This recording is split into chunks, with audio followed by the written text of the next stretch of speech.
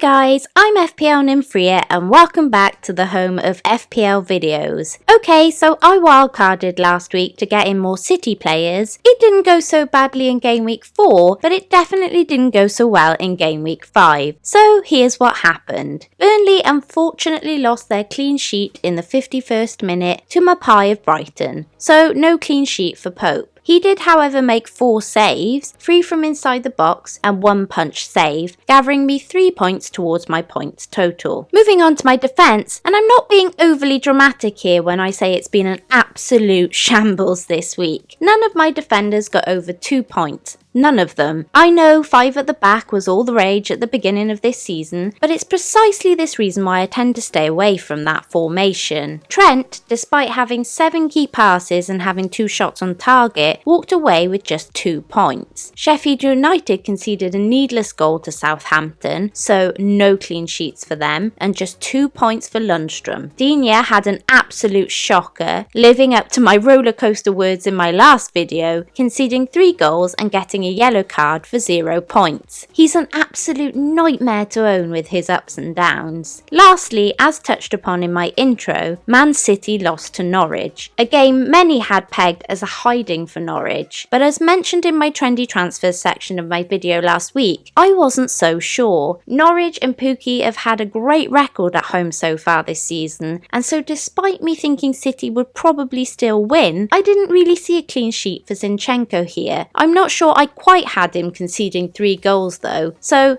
just the 1 point for him. Moving on to my midfield, and things got a little better here. Salah had a shot on goal and 2 shots blocked, grabbing a goal and 2 bonus points for 9 points in total. It's this kind of week where I wish I had gone into this season with my duo of Mane and Salah of last season, especially when Mane is cheaper than Salah and matching and or doing better than him most weeks. It's still early days though. I really want to see what happens when Champions League kicks in, such as who is the most likely to be rotated and so on. My only plus, I guess, with Salah, if there is one right now, is that he's more expensive than Mane or Firmino, so getting to them with Salah's funds is much easier than trying to do the other way around. Mount left it late to get a return with that manic 5-2 Chelsea versus Wolves match. It's all about Abraham at the moment, but thankfully Mount got a bit of a look in and banked 9 points towards my total. McGinn was my hope for a small green arrow on Monday night. He definitely passed the eye test with his chances, that's for sure, but unfortunately only managed to add 3 points to my team this game week. Now, you'll know from my videos last week that I was between Sterling and Aguero for captaincy. As you'll see, I didn't end up plumping for Sterling in the end, and thankfully not, as despite all of his promising chances and setups for Aguero, he only managed 2 points in total. Moving on to my forwards, and we may as well talk about Aguero given I just mentioned him. I decided to captain Aguero on Saturday morning. Yeah, I know, leaving it a little bit late. Mainly because I don't know how much longer I'll own him, what with rotation and other cheaper strikers such as Haller and Abraham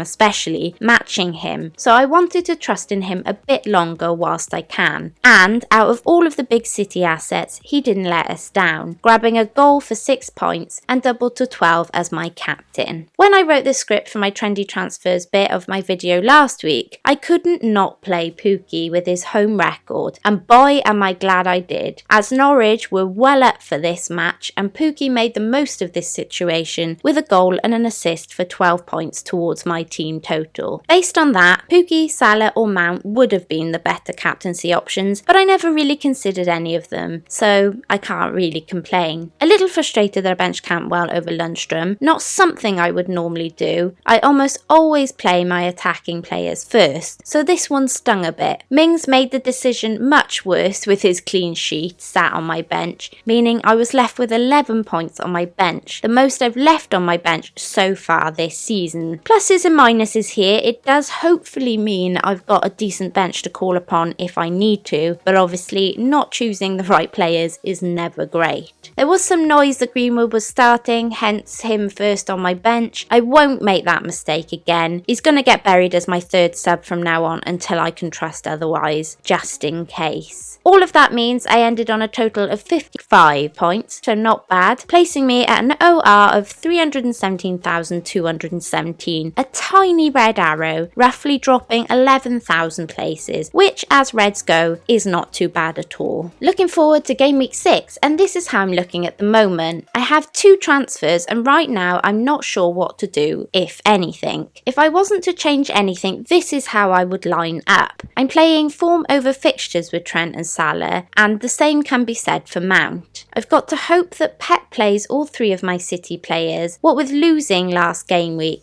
and being 5 points behind Liverpool. I will have close eyes on that City Champions League match though, as to if Aguero plays and for how long. I am hoping he will get to play at home to Watford on the weekend, but I'll choose my captain based on the midweek games. Zinchenko could be my move out this week, I'm just not entirely sure who for, and just as the City versus Norwich game felt like a trap last week, I feel the same about the Norwich-Burnley game. Despite that, I'm blindly playing both Norwich boys in the hope that I'm wrong. The way things went last week with Everton, I should probably play Lundstrom instead of Digne, but I'm a sucker for punishment, so I'll stick with Digne. McGinn was my consideration along with Zinchenko to go this week, but given how promising he looked against West Ham, I likely keep for that Arsenal match, knowing how bad we are at the back at the moment. Now let's move on to my trendy transfers. This one should be interesting given the game week we've just had. It's much the same story in the goalkeeper department this week, with lots of managers looking to Pope as their new addition. However, there's been a surge in the transfers towards the Southampton goalkeeper Gunn, with over 57,000 of you already transferring him in ahead of game week 6. The main goalkeeper making way for these trendy goalkeepers is Edison. In defence, there's a lot of shift this game week. I think many are moving away from the big 5 at the back formation, resulting in a lot of movement in the defensive transfers. Not surprising then that the trendy transfers in this department are cheaper players such as Lundstrom, Rico and Aurier, with Vestergaard currently being the most transferred in with 95,000+ of you jumping on board. Van Dijk is the player many are moving out, I guess as people flood to leave doubled Liverpool defence. 74,000+